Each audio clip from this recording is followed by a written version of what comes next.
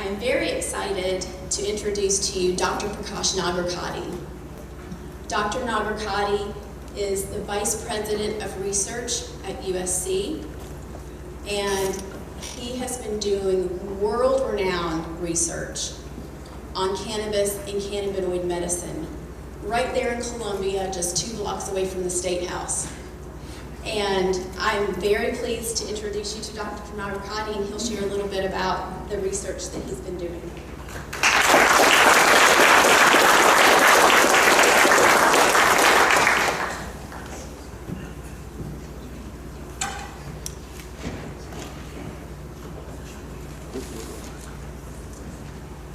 Good afternoon, everybody. I see that you guys are looking really relaxed, I think because you got to sleep 1 extra hour today. And that is because your endocannabinoid levels have gone up. That makes you sleep very well. So in today's talk, I'll also talk about how we produce cannabinoids, very similar to the cannabinoids that are found in the marijuana plant. And those cannabinoids, we call them as endocannabinoids. And those endocannabinoids are critical for us to eat well, to sleep well, to relax, and all those physiological functions would not have been possible without these endocannabinoids that we produce. May I have the first slide, please?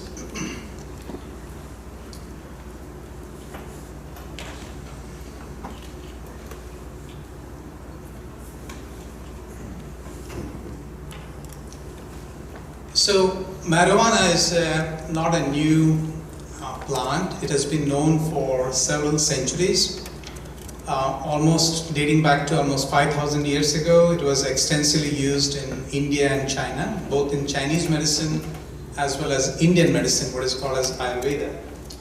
And in fact, recently they discovered an old Chinese tomb dating back to almost 2,700 years ago.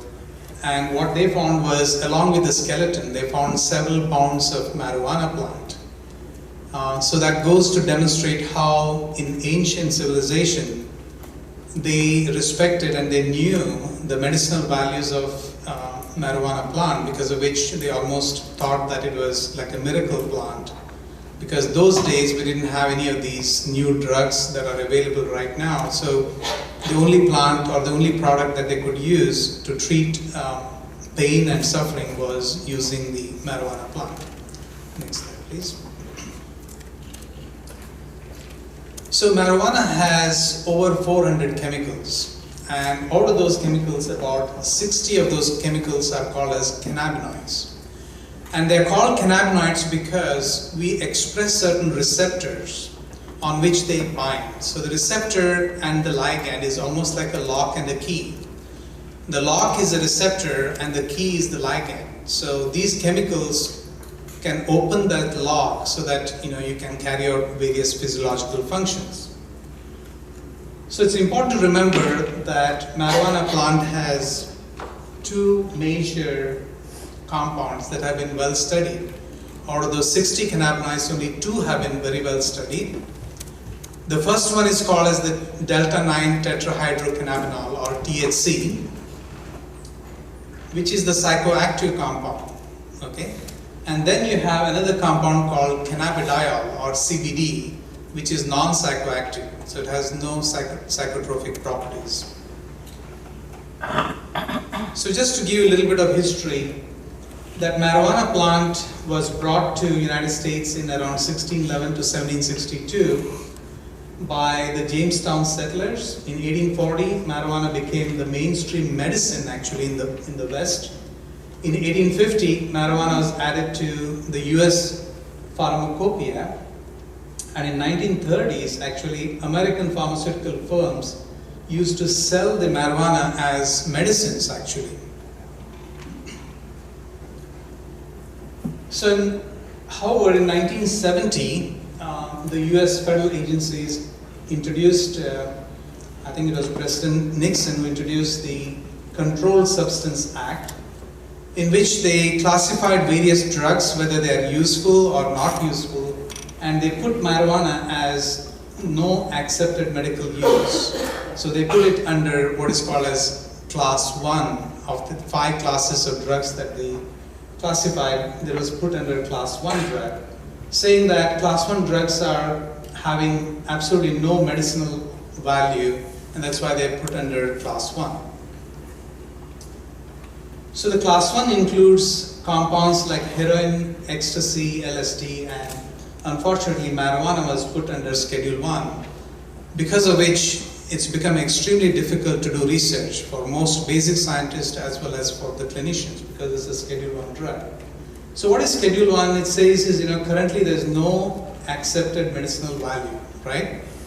Next slide will show you that actually if you look at who holds the patent for use of marijuana for medicinal values is actually the US government, the NIH, the National Institute of Health.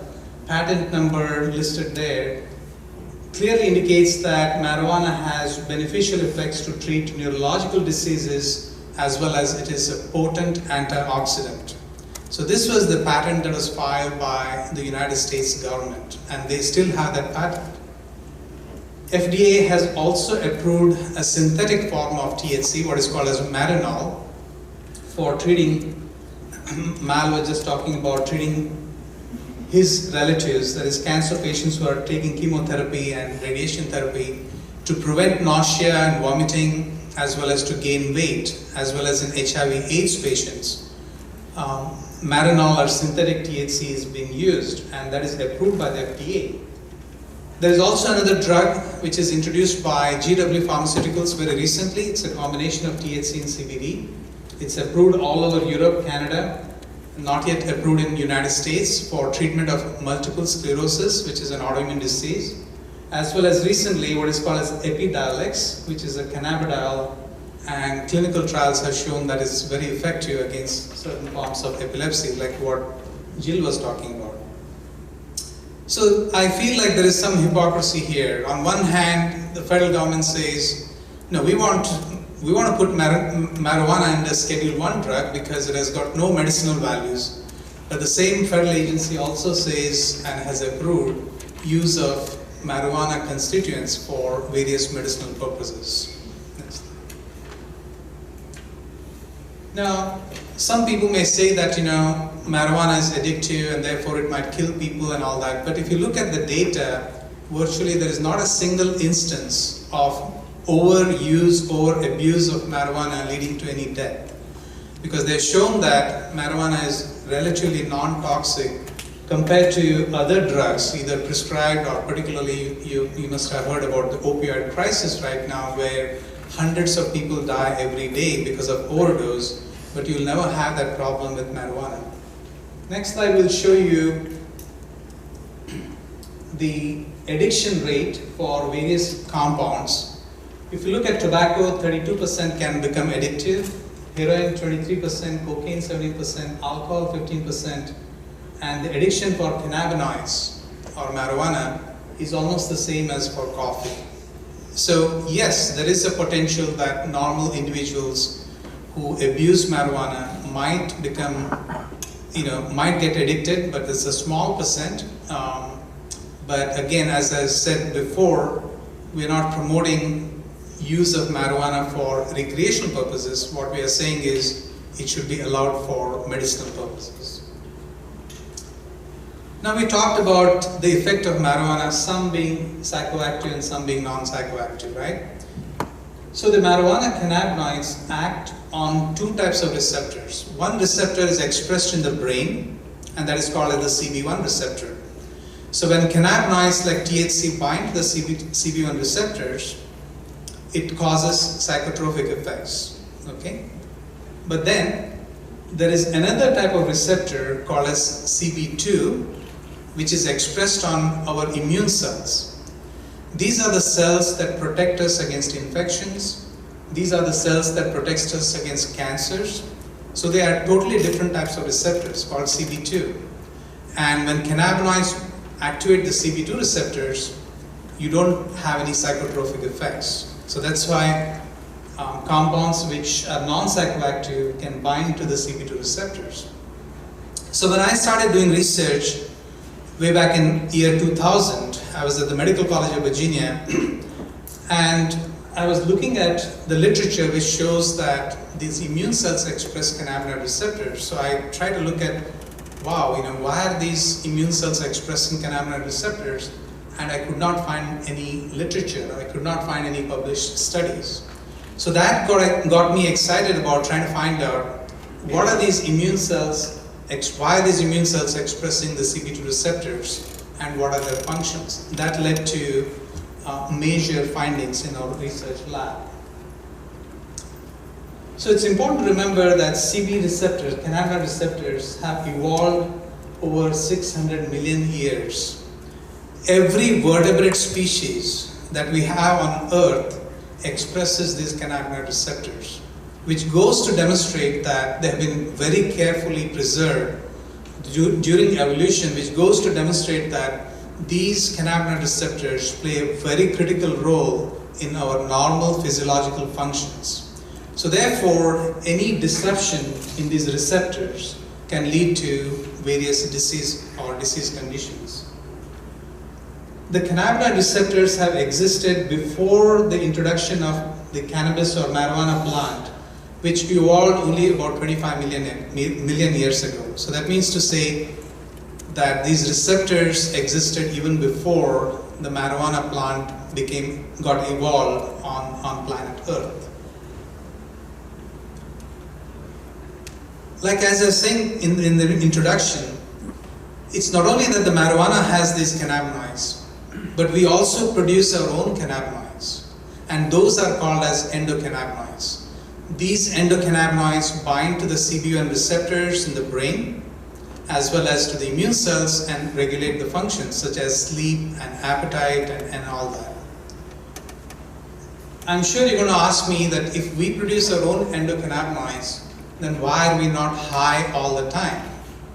And the reason for that is we produce in small amounts, and as soon as we produce those, there are certain enzymes like fatty acid amide hydrolase that break down these endocannabinoids, and that's why we don't have very high levels of endocannabinoids all the time. So which goes to demonstrate that, why are certain diseases triggered, like autoimmune diseases or immunological diseases or Parkinson's or Alzheimer's or epilepsy. Is it possible that these diseases are triggered because we don't produce enough cannabinoids? Is it possible because we have mutations in those receptors? That's why we cannot function properly? And if that is true, what is happening is when people are taking marijuana cannabinoids, it's almost like you have a vitamin deficiency, vitamin A or vitamin C, and if you have deficiency you get a disease and you try to take a vitamin supplement, right? So it is possible, and more research is showing that a lot of these diseases in which we don't have really the known etiology may be triggered by defects in our endocannabinoids that we produce, as well as the receptors. So therefore, when we take marijuana cannabinoids as an external source, we feel good, or those symptoms are decreased because of the fact that it's trying to supplement those endocannabinoids. Next slide, please. So next a few slides I will show you some highlights of our research on cannabinoids, and particularly the question of whether cannabinoids can be used in the treatment of inflammation.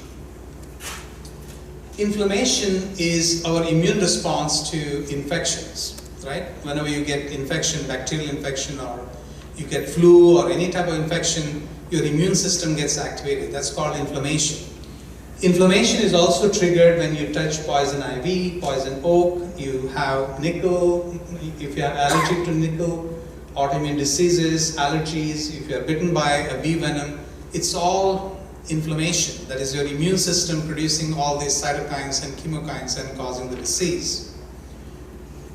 So this inflammation is kept under control by regulatory mechanisms. So after you clear the infection, the inflammation goes back to its normal level, so that now you're a normal individual, right? But sometimes what happens is the inflammation or the accelerator, there's no brake system the accelerator keeps going, and as a result of which you can get chronic inflammation, in which the balance is tilted towards chronic inflammation. And the next slide shows you chronic inflammation is considered by clinicians right now to be the underlying cause of all these diseases. If you get heart attacks, if you have neurological diseases like Alzheimer's, you have PTSD, you have autoimmune diseases, cancer, obesity, aging, they're all triggered by chronic inflammation that you're not able to keep under control. And what our research has shown that cannabinoids can suppress chronic inflammation. And there are a large number of diseases, what I call as autoimmune diseases, in which your immune system goes haywire. Chronic inflammation destroys your brain, your liver, your intestines, kidneys, and so on and so forth, arthritis. So these are the diseases in which there is very strong inflammation, chronic inflammation that destroys your organs. So currently there is no treatment or there is no cure for cancer. There are treatments available like immunosuppressive drugs that are very toxic. And so the goal was to find out, our research, what does cannabinoid, or what do they do in terms of their effect on inflammation. And what we are able to show is that when these cannabinoids bind to the receptors on immune cells, the immune cells undergo apoptosis, or they die through a process of DNA fragmentation. And again, those of you who are students of science must have heard about apoptosis or DNA fragmentation, in which activation of these receptors will make those cells commit suicide. That means these angry macrophage and immune cells that are able to attack these tissues are killed by the cannabinoids. So we looked at autoimmune hepatitis, which is an autoimmune disease in which your liver is destroyed by chronic inflammation. And we're able to show that, next slide please, that you get severe inflammation in the liver, and that can be completely suppressed by the cannabinoid THC. If you look at the liver enzymes, they shoot up within a matter of few hours after the liver damage starts, and you can see that these cannabinoids can completely suppress these liver enzymes, thereby showing that they can completely protect the liver from being destroyed by the immune cells. So we also looked at the non-psychoactive cannabidiol to see whether that can prevent inflammation in the liver, and we are able to show, next slide, that yes, even the cannabidiol was able to similarly suppress inflammation in the liver. So in fact, we have a patent at University of South Carolina. We did this research. We have a patent, and that patent has been licensed to a pharmaceutical company called Revive Therapeutics, and they have applied to FDA for an orphan drug status to treat autoimmune hepatitis, because currently there's no treatment available to prevent these patients from dying because of liver failure. So we'll be excited to watch and see whether FDA is going to approve that as an orphan drug. We also looked at MS, multiple sclerosis, in which your immune system destroys the brain, thereby causing paralysis. And our results showed that, clearly the CBD and THC were able to suppress the clinical inflammation that is seen in the brain as well. We looked at colitis, in which immune system destroys the colon and causes colon cancer, and we're able to show that, again, you can see here the inflammation that is seen with colitis can also be suppressed by cannabinoids by directly targeting these cannabinoid receptors. This is an exciting finding. I'm sure you've heard about the fact that when patients are admitted for surgery, they get staphylococcal bacterial infection, and they go through sepsis, and suddenly doctors are not able to diagnose that a patient is going through sepsis, and then by the time they realize what has happened is the bacteria have produced staphylococcal endotoxin, or the toxins, and those toxins can activate the immune system to an extent that they will produce so much of cytokines that there is organ failure and people die. So once it's a late stage of sepsis, you don't have any other treatment. The patients just die. What we are able to show is that in mice, if you give staphylococcal enterotoxin, 100% of the mice die within a matter of few days. But if you treat these mice with THC, 100% of those mice will survive, thereby showing that THC is perhaps one of the most potent immunosuppressive drugs that we have been able to screen compared to other compounds like cyclophosphamide or cortisols and so on and so forth. Uveitis, there's been also evidence to show that uveitis is triggered by inflammation in the eye, and they've shown that, for example, drops having THC or CBD can help suppress inflammation and prevent uveitis as well. How about cancer? So our lab was the first one to demonstrate that when normal cells become cancerous or they get transformed, they continue to express these cannabinoid receptors. And therefore, just like the activated immune cells, the cancer cells can also be killed by marijuana cannabinoids. And we published this in a famous journal called as Blood way back in year 2000, and showing how it can be killed. Next slide. We'll show you one of the documentaries that was prepared by PBS, what is called as Clearing the Smoke. Highlights 1 hour documentary. It highlights about 20 minutes of our research, because we were the first lab in the world, and also to have a patent demonstrating that cannabinoids can kill the cancer cells as well. So again, if you're interested, you can watch that by Googling. You'll be able to watch that 1 hour PBS show as well. These are some of the cancer cells that are dying from the process, what I call as apoptosis. And this was also an interesting study where we injected cancer into animals, and we find that 100% of the animals develop cancers. If you treat them with THC, almost 1/2 of them there is regression of tumor, the other half completely the tumor disappears. And once these animals are cured of the tumor, they're resistant to re-challenge with the same tumor. Even if you give them almost as many as 200 million cancer cells, the animals will reject, thereby showing that it is very effective. I'll just skip that slide. Next slide, please.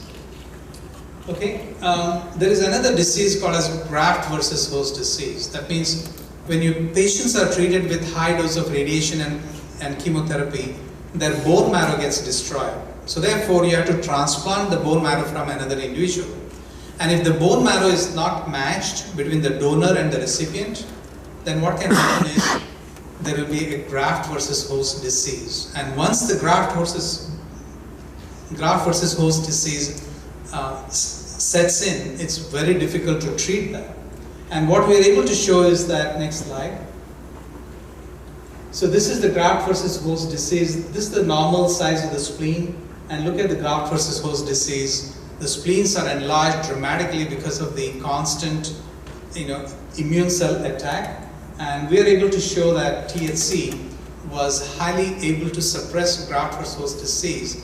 And not only that, these animals were completely cured. We could completely cure the graft-versus-host disease using the cannabidiol or THC. These are again histopathology sections to prove that. Next slide, please. We also looked at brain cancers. You must have heard about glioblastomas or neuroblastomas. These are cancers that originate in the brain that are extremely difficult to treat. And you must have heard about Senator Edward Kennedy as well as Senator John McCain have these types of cancers. And once you get them, they're extremely difficult to treat. What we are able to show is that, next slide, you can't see it here because there's too much of light here, is that these cancers express the cannabinoid receptors. And when we incubated these cells with our cannabinoids, they were completely destroyed. And experimental studies also showed that the cannabinoids are highly effective. So in summary, therefore, what I can say is that our research has shown that once the immune cells get activated, they express high levels of these cannabinoid receptors. And the same thing with cancers, they express these cannabinoid receptors. Therefore, the marijuana cannabinoids as well as the cannabinoids we produce on our own are able to kill these cells thereby controlling inflammation as well as able to control the cancers. And clearly, more research needs to be done, particularly the clinical trials, and that has been hampered by the fact that, as I said, THC and CBD have been classified as scheduled class 1 drugs. Recently, this year, the National Academy of Sciences, which is one of the most prestigious association of scientists, reviewed almost 10,000 publications in marijuana research or cannabinoid research, and they came up with the conclusion that clearly marijuana is highly effective to reduce chronic pain. It's very effective to treat chemotherapy-induced nausea and vomiting in cancer patients, and it's very effective in the treatment of multiple sclerosis, which is one of the autoimmune diseases, which is very similar to what research we have been doing for the last 17 years and we have been publishing. It's the same thing that National Academy of Sciences was able to come up with as well. So as Jill said, there are over 29 states and DC have legalized marijuana, and therefore I also feel, based on our research, that the state of South Carolina should be able to also make it legal for medicinal purposes, not for recreational purposes. And I think I want to thank Senator Davis for his role in trying to promote this bill as well. Next slide, please. So again, our research is funded by the National Institute of Health. We have $25 million centers, 2 NIH centers funded by the National Institute of Health, looking at not only cannabinoids but also various botanicals or plant-derived compounds like indoles, resveratrol, and so on and so forth. And I want to thank all these people who are scientists who are working, as well as grad students and undergrad students who are working, who are responsible for generating most of the data. I want to acknowledge them as well. Next slide, please. And again, I want to thank Jill for giving me this opportunity. And I will, before I end my talk, I'd just like to say, one thing, what I feel, this is my personal opinion, is that there are patients, because of because not that they did something wrong, but because of their genes or because of the epigenome, they suffer from these chronic diseases, whether it's epilepsy, whether it's cancer, whether it's autoimmune diseases, and so on, right? And there are currently no established treatments available for them. And they are saying that, here is a medicinal plant provided by Mother Nature, and we want to use that. And we, who are normal people, are telling them, no, you can't use that. No, you can't use that. Why? Because we normal people might get addicted to that if you start using it. And I feel that's not fair. I'll stop at that.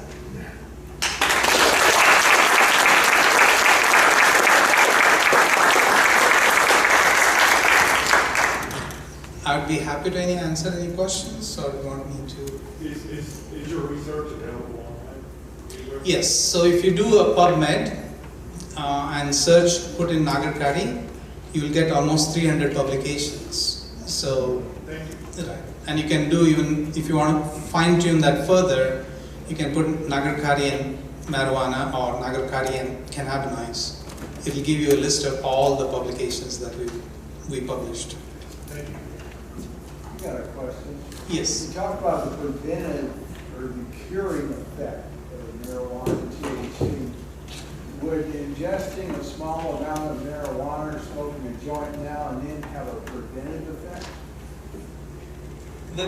That's a great question. So as long as you have significant levels of THC or CBD in your system, and if you are prone to a disease, which could be, like, say, you have you have a gene that might lead you to develop chronic inflammation in the colon, leading to colitis or leading to colon cancers down the road, maybe 10, 15, 20 years ago, later, then of course, when you have these circulating cannabinoids in your system, by taking small amounts, that's going to help you prevent developing the chronic inflammation, as well as help prevent the development of colon cancers. and our research has shown that clearly. Question. Yes, I'll just take this question. Has there been anything specifically done on bladder cancer that you know of? The question was, is there anything known about bladder cancer? I don't know precisely whether bladder cancer expresses cannabinoid receptors. There are about 8 or 10 different types of cancers which have been shown to express these cannabinoid receptors. Therefore, most probably they are going to be effective in the treatment of using the cannabinoids. But I'll have to do a search and let you know. But again, if you go to PubMed and you just put bladder cancer and cannabinoid receptors, it will tell you whether there are any publications or not. And that would indicate if they do express cannabinoid receptors, most likely that they're going to be sensitive to cannabinoid treatment. Thank you. Somebody else? My question is, what Yes. is the medical community's take on this topic in the state? So the South Carolina Medical Association and other medical groups.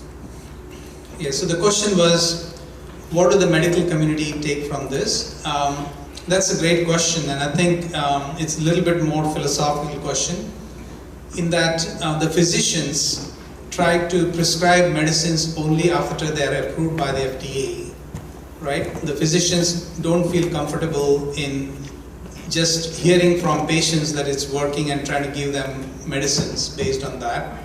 So clearly, I think we need to do more research, and I think FDA should be allowing clinical trials using medical marijuana. That means marijuana that is known to have specific levels of THC and specific levels of CBD.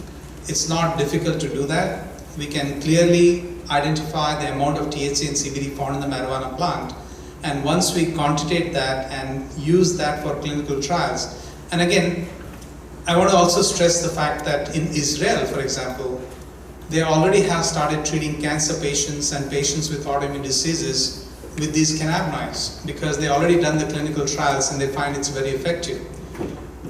So for the medical community to accept, we need to do more clinical trials. And what we have done in our lab is all basic research, which is necessary for FDA to approve doing clinical trials. Okay. My interest in this topic is, I'm an internist, a local physician, but I also practice functional medicine, which in essence is physiologic medicine based on how the body works. And so in my practice, I emphasize the use of lifestyle, dieting, nutrition, and supplementation. So this is something that naturally I'm interested in, and that's why I'm here. So, and that's why I asked the question. I'll be more than interested. I'll be glad. Right. So because right now, hemp oil, which does not have THC or less than 0.03% THC, but which is very high in CBD, is legal in South Carolina, and you can buy that. And again, Jill talked to you about that. That you can prescribe somebody who has got inflammation. Somebody is talking about aches and pains all the time. You could ask them to try using that because it's not illegal. But we cannot prescribe in the state of South Carolina an oil which has high levels of THC and CBD, because the moment you have THC, it becomes illegal here in the state of South Carolina. That's what I think Senator Davis and Jill, they're trying to help promote that, so that it's available for you physicians like you to try to prescribe that to see whether it works or not. Thank you. Thank you. Yes, sir. If you had the oil, you increase the volume that you would be using for treatment, given its low percentage of CBD or THC in South Carolina, in the treatment of chronic pain and so forth. No, I think it's, as long as we know the constituents in the hemp oil, we know that hemp oil that is available everywhere has very low THC, which is legal, 0.03%, but it has different levels of cannabidiol, right? So what we have shown is that about 100 milligrams per kilo body weight of cannabidiol is very effective. And if you go to GW Pharmaceuticals, they have clinical trials that have been done in Europe and in Canada, where they use the hemp oil having known levels of CBD, and that might give us some idea as to how much you can use for treatment of different types of conditions. And one of the things that you need to be careful is always start with low concentrations and gradually increase to see your tolerance. Yes, sir. What was the name of the documentary on PBS that you said y'all were cited in? It's called Clearing the Smoke. Clear. It's a PBS documentary, and if you just Google Clearing the Smoke PBS documentary, it'll bring that up. And it's a wonderful documentary, which is really nice about patients having cancers as well as other diseases. Yes, ma'am. Do you know if it reacts negatively with other medications? That's a great question. The question was, do we know if CBD or THC negatively interact with other medicines? And that's a very legitimate question. So therefore, CBD oil, which is legal, you need to make sure that you inform the physicians that you are taking or you are trying to take.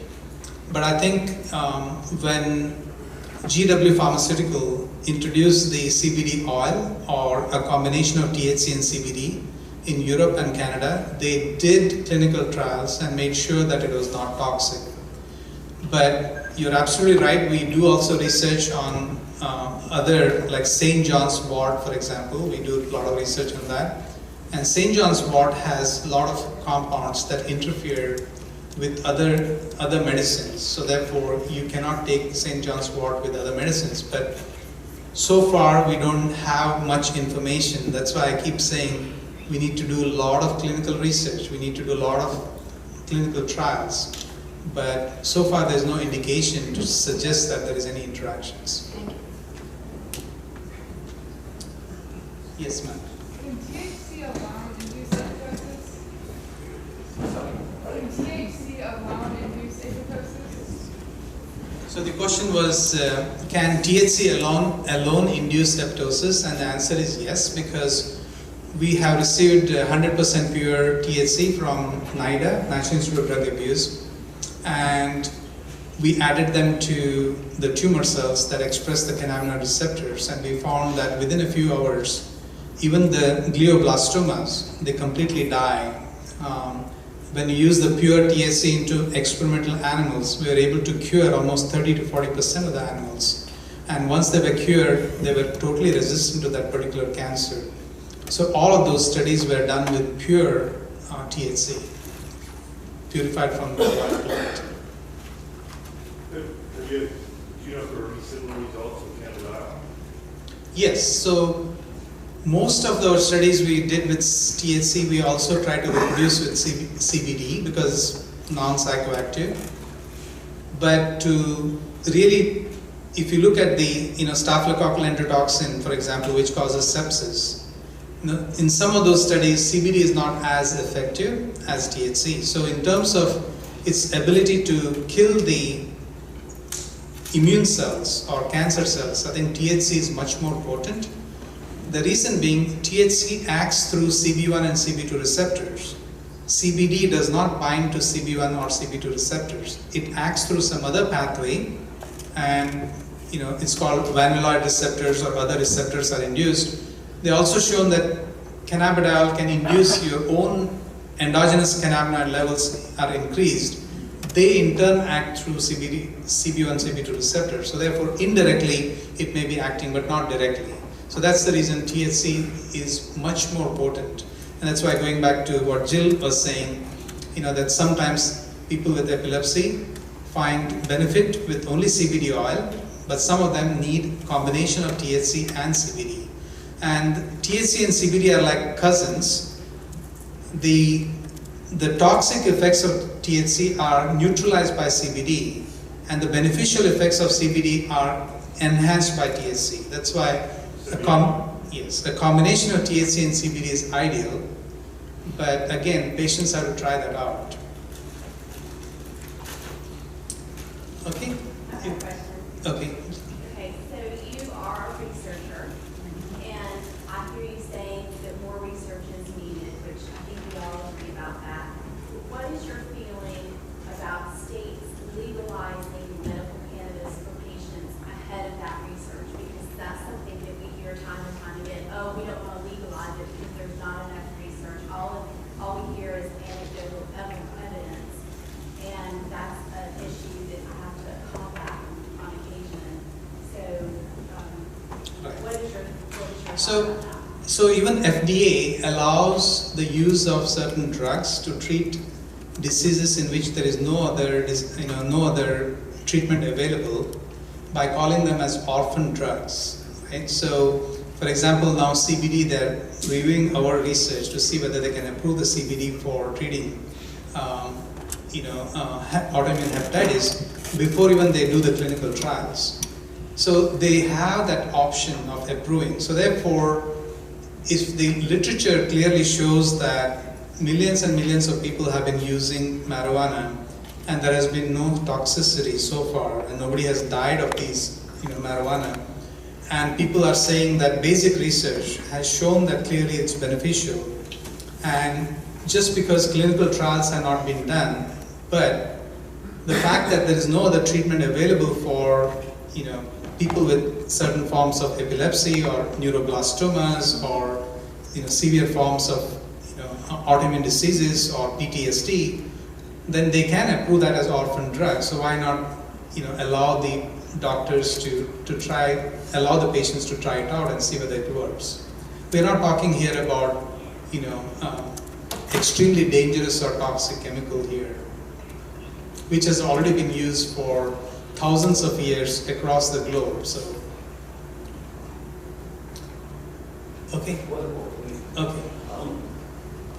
Chronic pain and also neuropathic pain associated with back pain and so forth.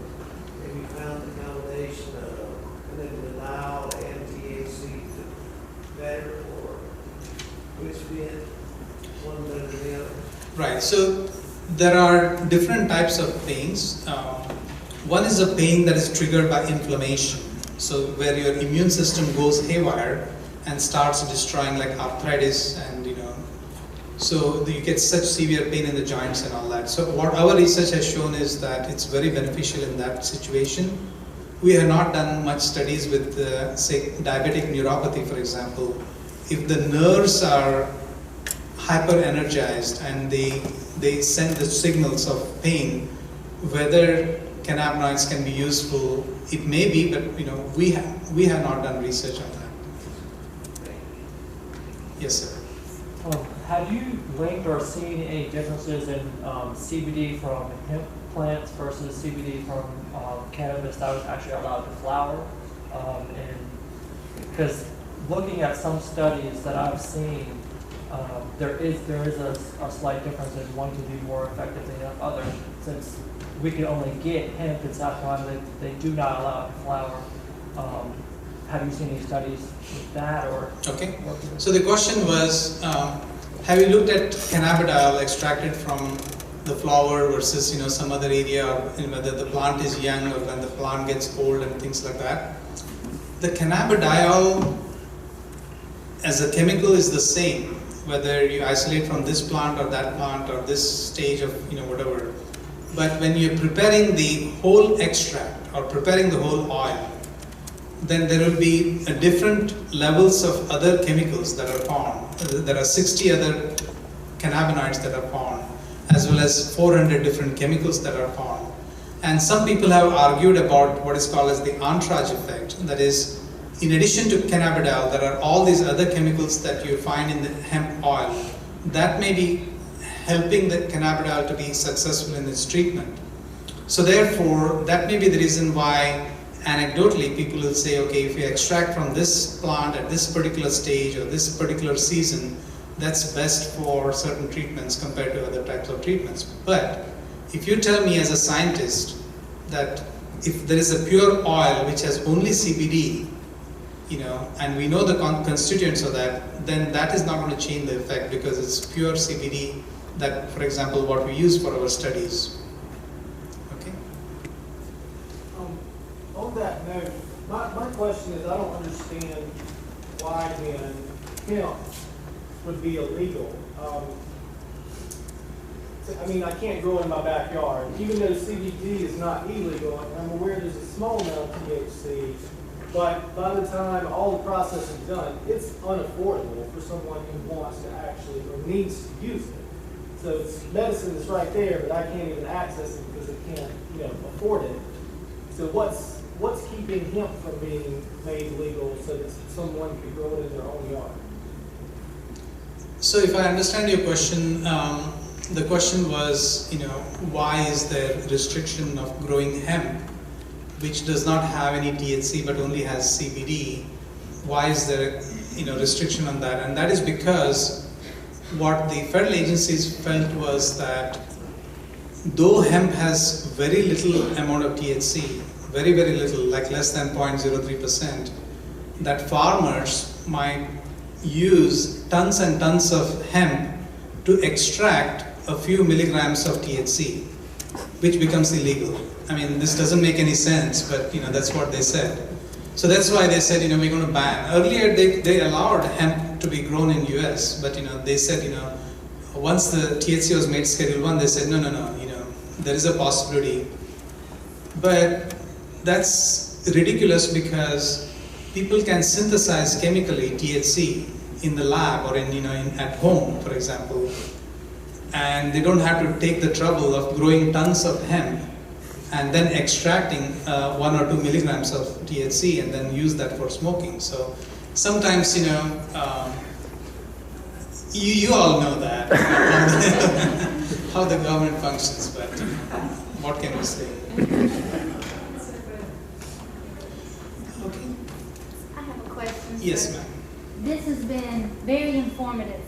It's been very heartwarming. It's been hopeful. But when I leave these doors today, I just came to a seminar. And my heart wants to know, what can I do when I leave these doors today to help you push the FDA to help us heal? What's your direction that you can give me that will best benefit us all? Right. I think that's a great transition to Senator Davis. I think he's going to talk about what we as citizens should be doing to make sure that